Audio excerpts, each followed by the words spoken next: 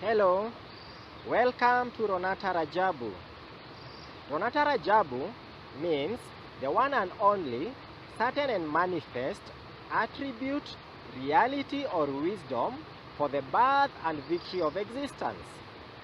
It's creation language for the tree of life. Now what's the tree of life?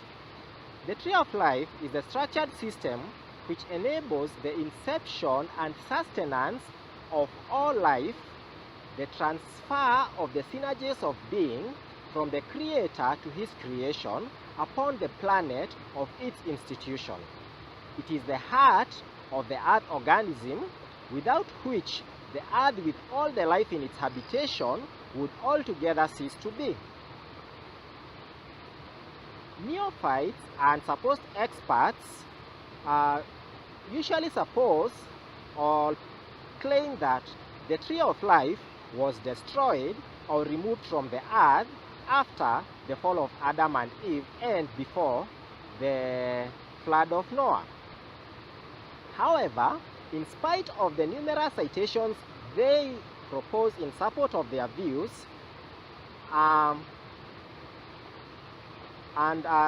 such as that the tree was translocated to some unknown region of the universe, all their views in their totality are averse and far removed from the singular reality that by nature the tree of life abides for the sole purpose of enabling the transfer of the life from the creator to his creation in perpetuity.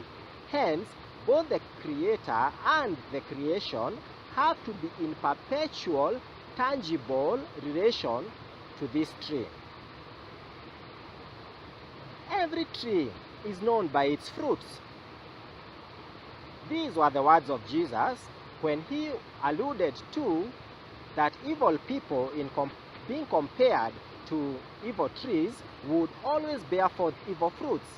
Good trees bear forth always good fruits. This analogy of Jesus, however, as well as common sense, does reveal to us that each and every tree is known by its fruit. A mango tree will always bear forth mangoes. A bitter lemon tree will always bear forth lemons. Any other tree is known actually by its fruits. The tree of life is therefore no different.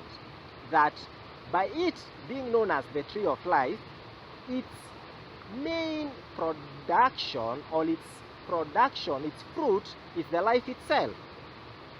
Hence, so long as we have any semblance of life still abiding upon the planet Earth, implies that the tree of life is also upon the planet Earth. Now, apparently, humanity has managed to lose the tree itself, or knowledge about the tree, and the last we ever hear of this tree was that it was located in the midst of the Garden of Eden. But again, we do not know where Eden is. We do not even know the meaning of the name Eden. Most people suppose that Eden means a place of pleasure or delight. However, in original Aramaic, the name Eden meant the central tower spring, or the central tower fountain, or the fountain of waters that is central upon the earth and that towers from the heavens. In creation language, the name Eden can be prolonged to Eda Eni. Eda means from above, or that is also Da means earth, and Eni means water fountain or spring. Hence, Eda Eni is the world fountain, or the fountain of water from above. Eden is the lost paradise. The paradise, according to the Eastern religions, is known by the name of Shambhala. Now, the meaning of Shambhala is the place of enlightenment, or the place of spiritual possessions where spiritual wisdom is most concentrated. Now,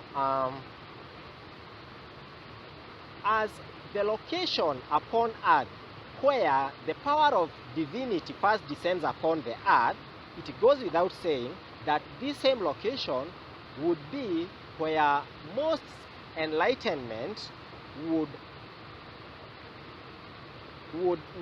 occur first before spreading out to the rest of the world. This was the manner in which the world was created. To the ancient Egyptians, the ancient paradise was known as Ta Nutar. Now, Nutar simply means house, and Ta is above. Hence, Tanutar means house of the divine, or the house that is from above. Hence, Tanutar implied the sanctuary of God, or the gods, upon earth. Now, this location is also known as the Axis Mundi, or the central world tree. This tree of life is also known as the tree of souls. Now, as the tree of life, in the book of Genesis, chapter 2, we read that, "And the Lord God planted a garden eastward in Eden, and there he put the man whom he had formed. And out of the ground made the Lord God to grow every tree that is pleasant to the sight and good for food. The tree of life also in the midst of the garden, and the tree of knowledge of good and evil." Here, without any doubt, we find that the tree of life was planted in the midst of the garden. However, when we go to Genesis chapter 3 verse 1, well, I would rather go directly to verse 3. That is when the serpent put doubt to Eve whether God had instructed them not to eat of any tree of the garden. I mean, this was the serpent being mischievous. Eve, however, replied, and she was correct, that "but of the fruit of the tree which is in the midst of the garden." Well, in chapter 8, verse 9, we find that this tree in the midst of the garden was the tree of life. But here we find that Eve is describing that this tree in the midst of the garden, God had said, "He shall not eat of it, neither shall he touch it, lest he die." And as it goes, Eve ended up eating of this tree, of the fruit of this tree. She passed on the fruit to the husband, Adam, and they both did eat. And after they had eaten, we hear that the eyes of both them were opened, and they knew that they were naked. That is, they discovered after eating of this tree that they did not gain any hidden wisdom, but that they had opened a gateway which exposed them to injury. Hence, the terminology that they found that they were naked. And being naked, they tried to their level best to correct the issue. And what they did is that they sought fig leaves. This metaphor that they sought dressing of fig leaves actually refers that after original man had destroyed the environment and the forces of nature became unrulable, as of they became haywire, they became destructive, and this destruction, humanity realized that they were in danger of being destroyed. They started redressing the earth by planting trees, and the choice tree that they planted was the fig tree, as it is known to grow wherever the water sources of the world are.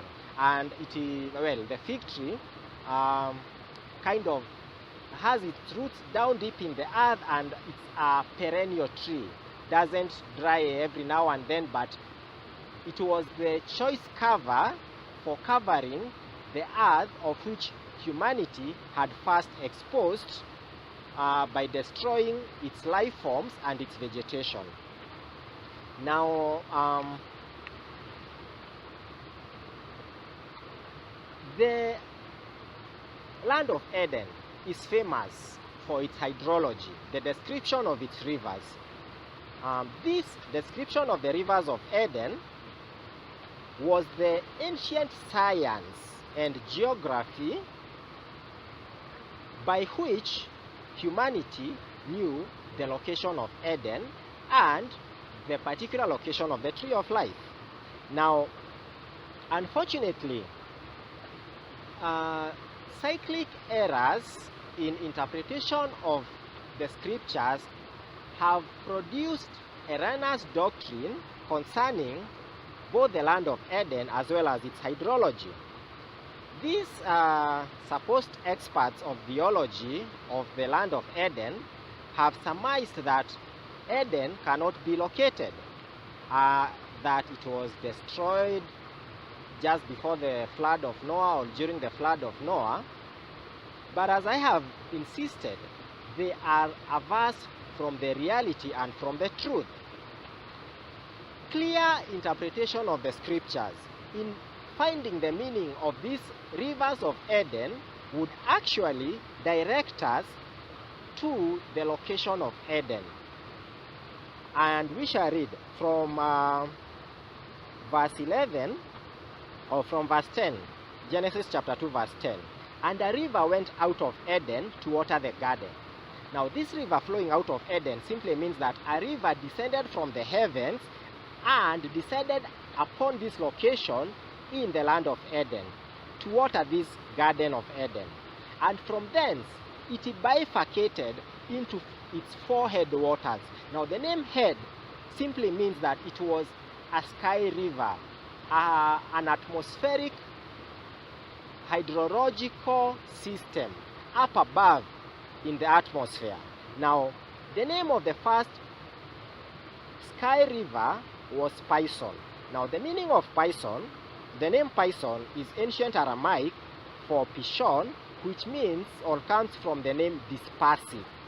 So the name of this first sky river was dispersive. That is, it dispersed over a wide and huge region. Now, this Pison is it that compassed the whole land of Havilah, where there is gold, and the gold of that land is good. There is bdellium and on the onyx stone.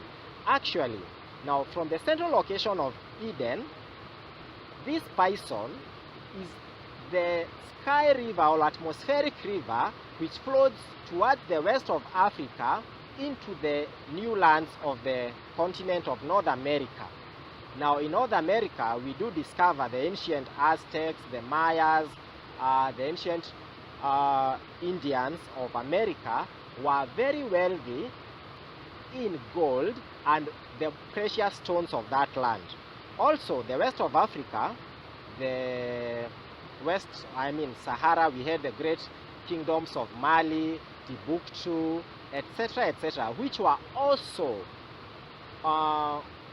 widely known for their wealth in gold and precious metals. Now, the second river is Gihon. This is the same that compasses the whole land of Ethiopia. Now, Gihon simply means a stream or a river. So, this second river is it that flows southward from the land of Eden and compasses the rest of the land of Ethiopia. The meaning of the whole land of Ethiopia means it covers or it spreads its waters over the rest of the land of Ethiopia southward from the ancient and clearly known land of Ethiopia, or Kush, which is land. Kush was one of the sons of, I believe, Canaan, and that was the etymology of the black man, as of the Kushite and the land of Kush. Now, the third river is known as Hiddekel. The meaning of Hiddekel is apparently lost, but this river is known to have gone towards the east of Assyria. Now, the meaning of Assyria, you'd be surprised, means successful or in succession or in a straight line. Now, hence, this third river, the Hiddekel, flows in a straight line as opposed to the Pishon. So, the Pishon flowing from Eden westward to the Americas. Now, Hiddekel flows eastward and not westward. It flows eastwards in a straight line, all in succession of the Pishon. So it flows eastward and successfully or in a straight line. Now, this atmospheric river is it that feeds the lands of India and Asia, China, etc. from the Indian Ocean, from where its precipitation is usually collected. Now, the fourth river is simply known as the Euphrates. However, the name Euphrates comes from the ancient word prath or porath, which means to break forth or rushing. Now, this rushing of waters describe all the rivers that are northward of the land of Eden, which include the river itself, the headwaters of both the river known as the Euphrates today, the ground river known as the Euphrates, and the Tigris, as well as most of the rivers of Russia, as well as of Europe. All of these rivers obtain their origins or their earth origins from the atmospheric river known as breaking forth or rushing, the atmospheric river known as the Euphrates. Now, within the Garden of Eden, in Genesis chapter 2 verse 15, we find that God took man and put him into the Garden of Eden to dress it and to keep it. These words mean that man, the purpose of man within the land of Eden was to maintain this garden, to keep it, to dress it, to cultivate as of, to make sure that all the life forms within this location of Eden were living as naturally as they had been ordained in their creation. But apparently, also God commanded the man, saying, "Of every tree thou mayest freely eat, but of the tree of the knowledge of good and evil," here God does not describe its location, but we find that Eve referred to this tree as being in the midst of the garden. Hence, by pure logic, we find that both the tree of knowledge of good and evil, both the name of the tree of knowledge of good and evil and the tree of life describe the self-same tree, the central world tree, the axis moody, the tree of souls. All these are different etymologies of the same and one tree. But thou shalt not eat of it, for in the day that thou eatest thereof, thou shalt surely die. Now this is simple again, simple basic logic, that in destroying the environment, the ecosystem upon which humanity relied upon, the heart of the world, by destroying life forms, by destroying the heart of the world, the heart would fail to beat, the circulation of the precious waters of the world would cease, and man would certainly die out of the earth. Now, how do we come to this? It is that the word eat in ancient Aramaic is akal or aukal. It is a primitive root of the word that can mean to eat, but also means to burn up, to consume, to devour. In essence, this word eat means to destroy. Now, we find that the first commandment that was given to humanity was against destruction of Earth's capacity to hold life, and also was the law against the destruction of life. It was a law against murder. Now, in Genesis chapter 3, here we find original sin coming into play. And it is the serpent who deceives Eve that this tree is actually good for food, and you should desire it to make you wise.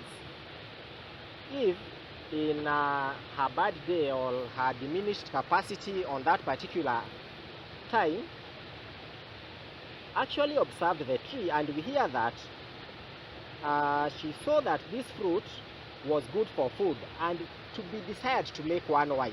She listened to this deception. But after she had taken of the fruit and eaten it, did she become wise? Oh no.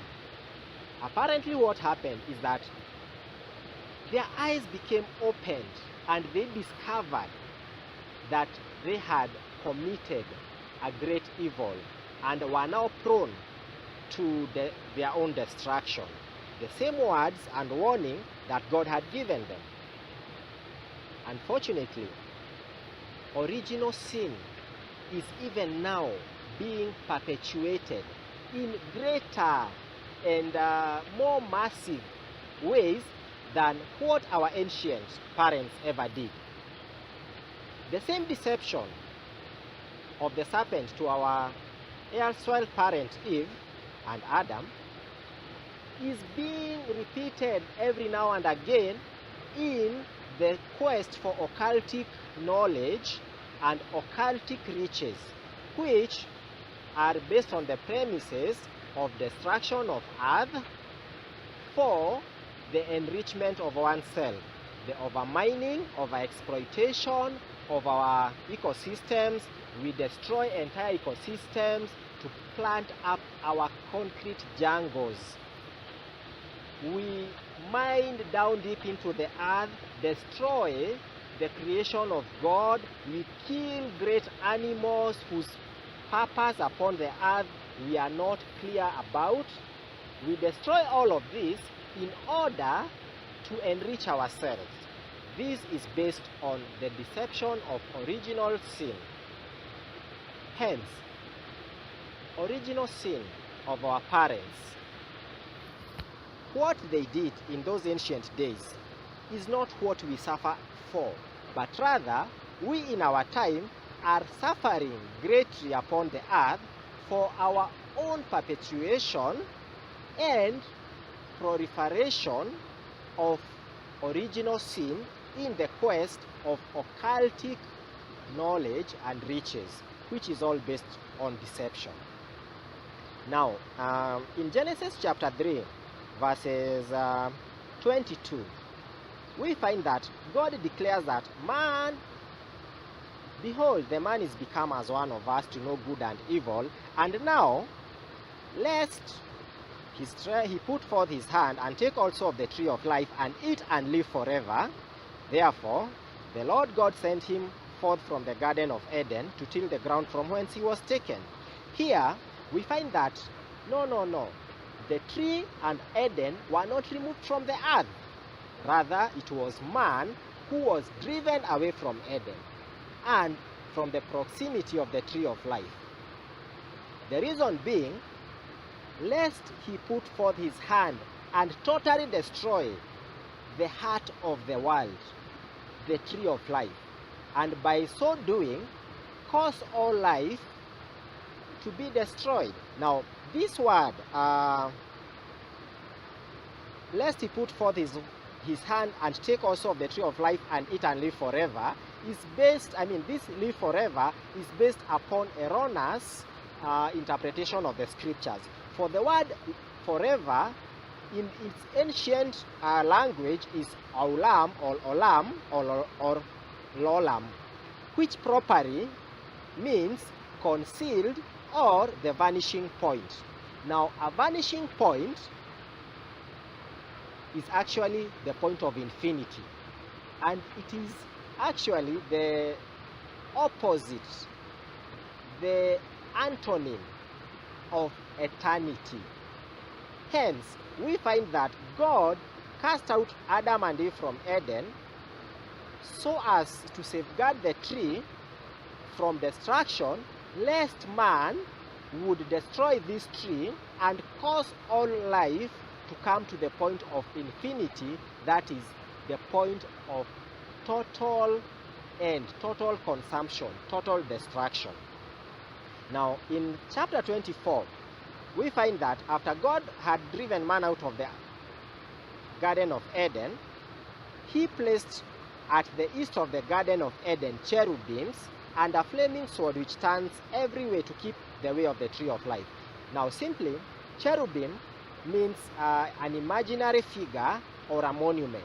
So various monuments were established eastward or early within the Garden of Eden so as to always remind man concerning this location and its great importance.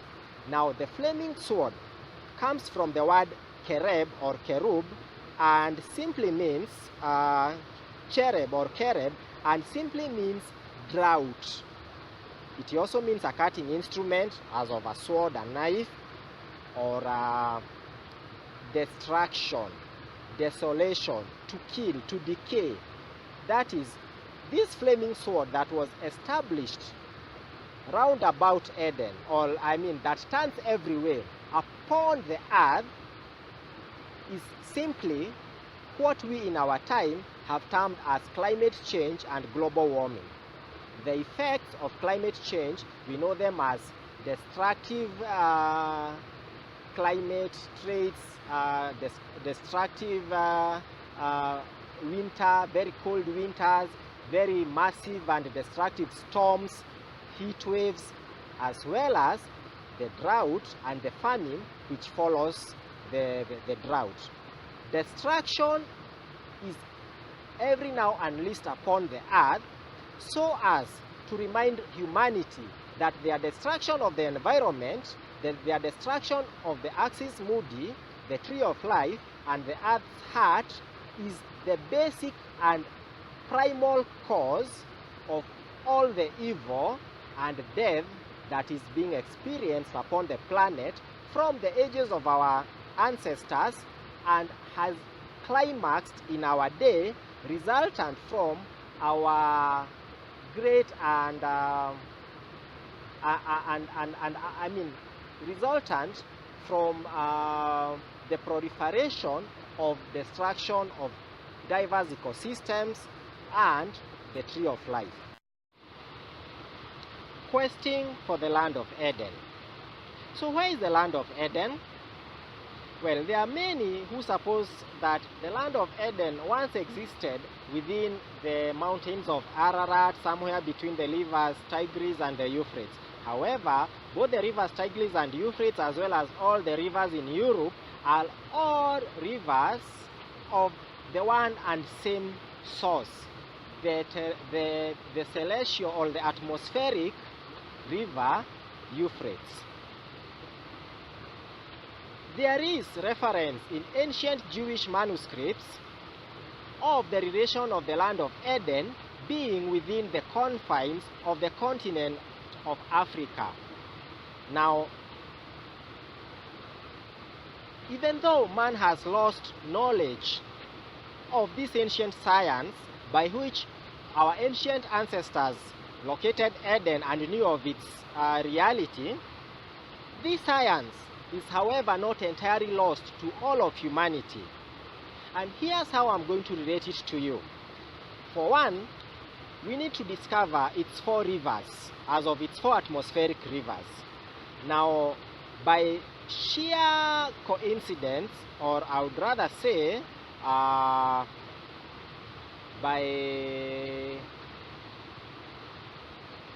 the will of the Almighty, within the land of the Agekoyo are one of the most ancient Bantu-speaking African people who reside within the country known as Kenya.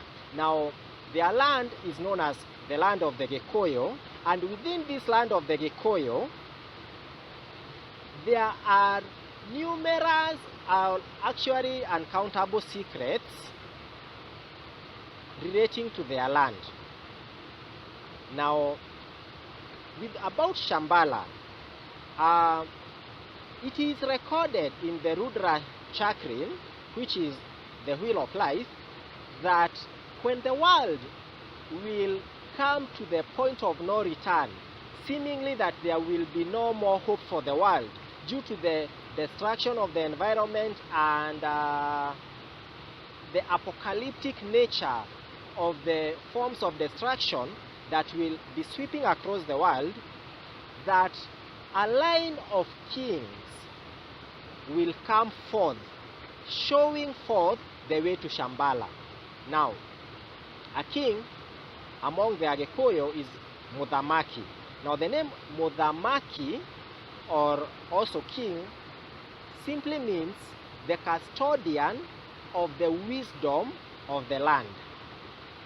Actually, when you come to think of it, the leader or the king of each and every country is actually the custodian of the most imperative and deepest secrets as well as knowledge of that particular land or nation.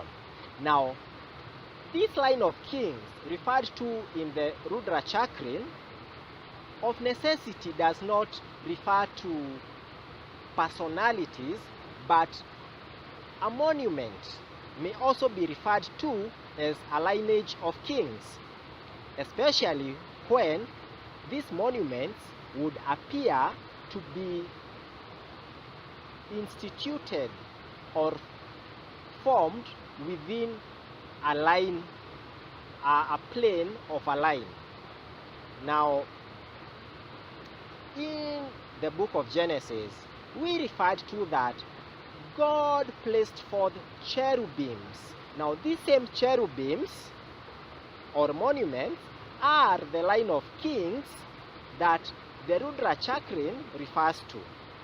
Now, within the land of the Agekoyo, and I would like to challenge anyone to come up with any similar kind of monuments that are within a singular line or plane. Now, within the land of the Agekoyo, all their sacred shrines from antiquity are all along the line connecting the Mount Kenya and the Gong Hills. Now, the Mount Kenya was known to the Agekoyo as Kirinyaga, and I'll come back to the meaning of that in a future broadcast.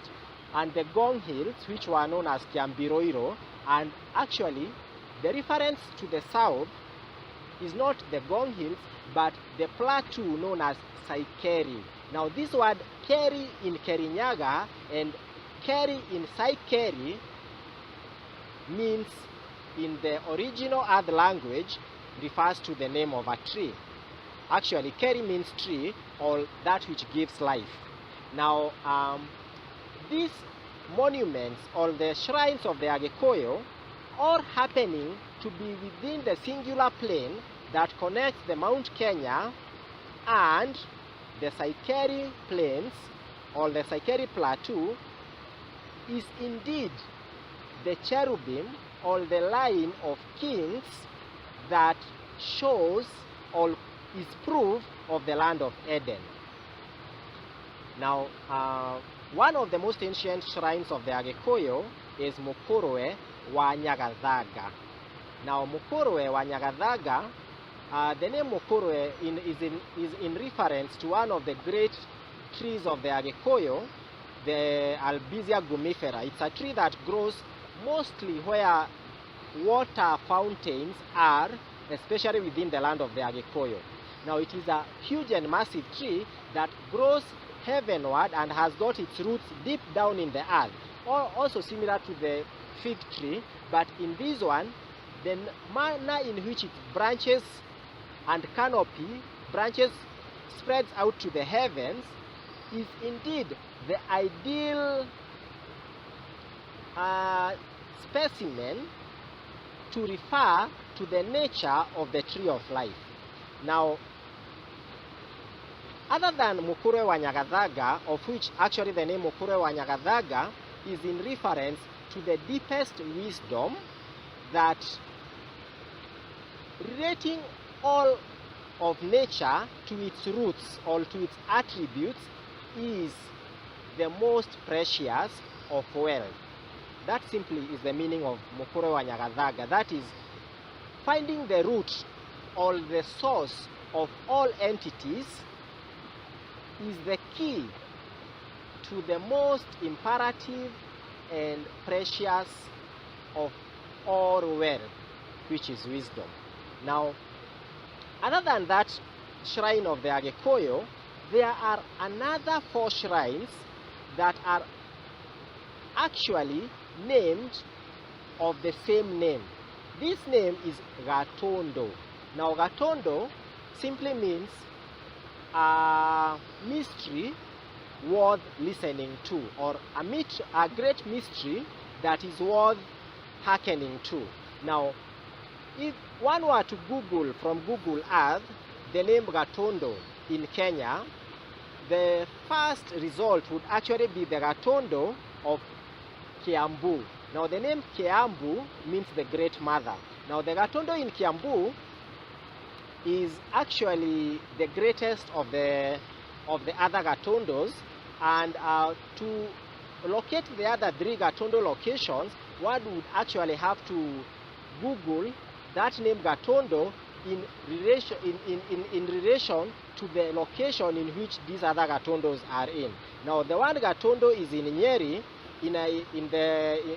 within the proximity of Karatina. Now, another Gatondo is in Mathioya in Murang'a. Now, the third Gatondo is in Kandara in Murang'a again. Now, Kandara means the river from above, the wisdom of the river from above. And this Gatondo in Kandara is actually the shrine that is known as the tree of God among the Agikuyu. Now, we call it Motewagai, and if you Google the name Mote, as of Muti, M-U-T-I, W-A-N-G-A-I, Muti Wangai, you will discover that it is a real location in central Kenya at this location of Gatondo of Kandara. Now, why would our ancestors name anything as the tree of God? We have heard of the tree of life, of the tree of good, of knowledge of good and evil. We have heard of the axis moody, but our ancestors, my ancestors, the Agikuyu, had a particular shrine which they named the Tree of God. Now, these 4 Gatondo locations, as I have mentioned, all fall within a plain, the singular plain connecting Mount Kirinyaga to the Gong Hills. And this is the first proof that I adduce in relation to the land of the Gikuyu being the one and only land of Eden and the location of the Tree of Life. The name of God among the Gikuyu as well as the Maasai tribes is Ngai or Engai. Actually, the Maasai call him Enkai, which is the shortened form or the anglicized form of Any Kai.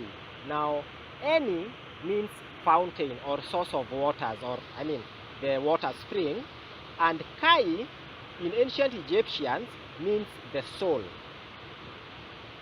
Ka also means flowing waters, as the waters that are just by my side here. Ka in Sanskrit, that is the language of creation in its original form, as well as among the Gikuyu and the sages of the Africans, Ka meant flowing waters and also life. Hence, Any Kai means the source of the flowing waters and the source of life. Amazing that my ancestors attributed God to be the source and sustainer of life itself and the flowing of waters. Now, you'd be amazed that this same Enikai, this same name of God as Enikai, is the name of God among the ancient Babylonians. Now, the ancient Babylonians, however, through poor reading of ancient Chaldee language, they have, our interpreters have come up with the name Enki. However, this Enki is actually Enikai, Ngai, the name of God among the Gikuyu, the name of God among the Maasai, was also the name of God among the Proto-Semites who are the Babylonians. What does this infer? It means that it was the Gikuyu who gave the region to the Semites.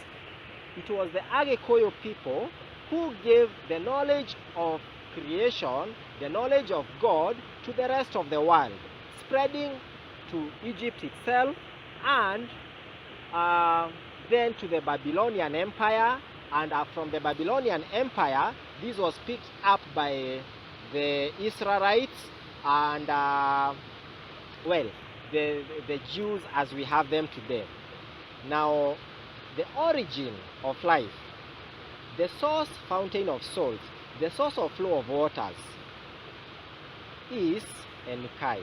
Now, another hint is the name for water. Now, water among the Gikuyu is Mae or Mai. Now, the Proto-Semites also called water Mai. Now, you discover that in Hebrew, water is called Mayim. Now, the heavens are called Shamayim, that is torrents of waters. Ma means truth, and Mai means waters. Now, that is in Gikuyu as well as in Sanskrit. That the language of spiritual instruction of the East as well as of the Middle East, or rather the Hebrew nations, would have direct relation to the language of the Gikuyu is that proof that religion, spiritual instructions originated among the Gikuyu people, and it was them who dispersed the knowledge of God to the rest of the world in its original and pure form.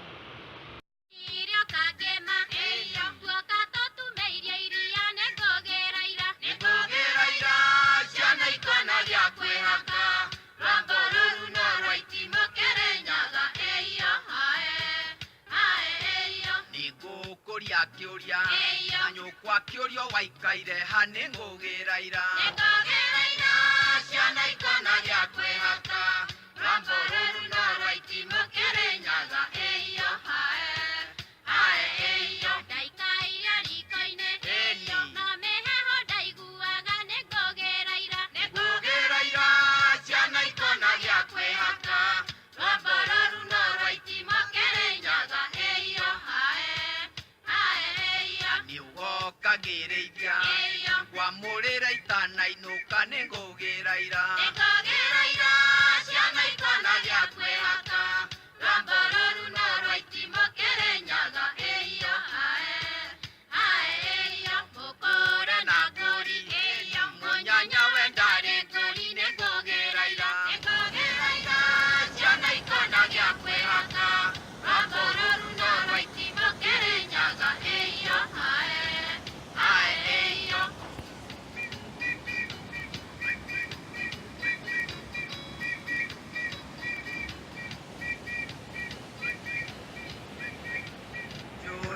Jojo bukamana ndiumeiria ningugiraira ciana ikona gya kwihaka